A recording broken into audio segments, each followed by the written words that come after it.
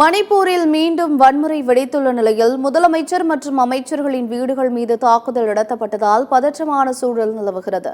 மணிப்பூர் மாநிலம் ஜிரிபம் மாவட்டத்தில் காணாமல் போன 6 பேர் சடலமாக கண்டெடுக்கப்பட்டுள்ளதால் மக்கள் ஆத்திரமடைந்துள்ளனர். 6 பேர் கொல்லப்பட்டதற்கு நீதி கேட்டு பல பகுதிகளில் போராட்டங்கள் நடைபெற்றன. இந்த போராட்டங்கள் பல இடங்களில் வன்முறையில் முடிந்தது. சாலைகளில் வாகனங்கள் தீ வைத்து எரிக்கப்பட்டன. இந்த நிலையில் போராட்டக்காரர்களால் மணிப்பூர் முதலமைச்சரின் வீடு முற்றுகையிடப்பட்டு தாக்குதல் நடத்தப்பட்டதாக தகவல் வெளியாகியுள்ளது. முன்னதாக அம்மாநில அமைச்சர்கள் சபம் ரஞ்சன், எல் சுசீந்திரோ சிங் ஆகியோரது வீடுகளை முற்றுகையிட்டு போராட்டக்காரர்கள் தாக்குதல் நடத்தியுள்ளனர்.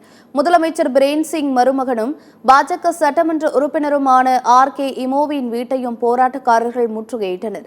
மேலும் 2 MLAக்களின் வீடுகளை முற்றுகையிட்டு போராட்டக்காரர்கள் தாக்குதல் நடத்தியதால் மாநிலத்தில் பதற்றமான சூழல் நிலவுகிறது.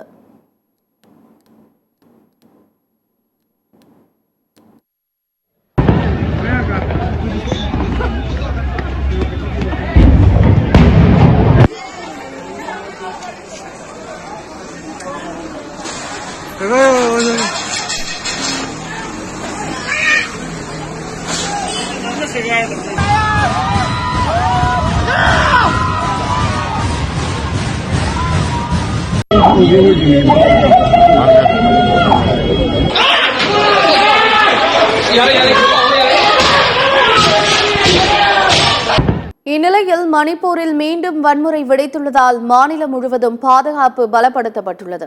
இம்பால் உள்ளிட்ட பகுதிகளில் ஊரடங்கு உத்தரவு பிறப்பிக்கப்பட்டு இணைய சேவைகள் முடக்கப்பட்டுள்ளன. இதைத் தொடர்ந்து மணிப்பூரில் அமைதியை நிலைநாட்ட பாதுகாப்பு படையினருக்கு மத்திய உள்துறை அமைச்சகம் உத்தரவிட்டுள்ளது. சட்டம் ஒழுங்கை பாதுகாக்க வன்முறையில் ஈடுபடுவோர் மீது கடும் நடவடிக்கை எடுக்க உத்தரவிடப்பட்டுள்ளது. பொதுமக்கள் வதந்திகளை நம்ப வேண்டாம் என்றும் சட்டம் ஒழுங்கை நிலைநாட்ட பாதுகாப்பு படையினருக்கு ஒத்துழைப்பு அளிக்க வேண்டும் எனவும் மத்திய அரசு கேட்டுக் கொண்டுள்ளது.